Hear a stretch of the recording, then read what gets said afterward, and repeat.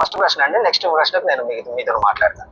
అయితే దీనికి UPI ID ఉందా లేదా అనేది నా క్వశ్చన్. మీరు ఉందా లేదా చెప్తే సరిపోతుంది, వివరించాల్సిన అవసరం లేదు కదా బ్రదర్. బ్రదర్ మీ మాట కంప్లీట్ గా ఏం అర్థం కలదు.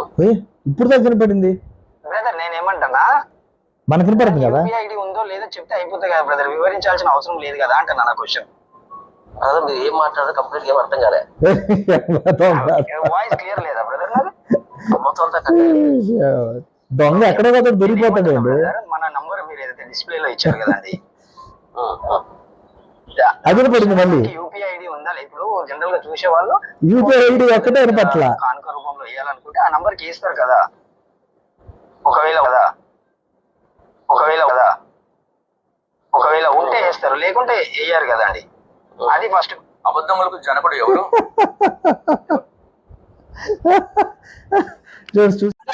వచ్చావా? వచ్చావా? నేను వచ్చాను కదా. ఫ్యూనరల్కి ఎక్కడికి? ఫ్యూనరల్కి వచ్చావా? ఫ్యూనరల్కి వచ్చావా? నేను వచ్చాను కదా. ఫ్యూనరల్కి ఎక్కడికి? ఫ్యూనరల్కి వచ్చారా? ఫ్యూనరల్కి రాలేదు, నేను అక్కడికి రాజమండ్రి వచ్చాను. రాలేదు కదా. పిసికేవులే పేడ మొయ్.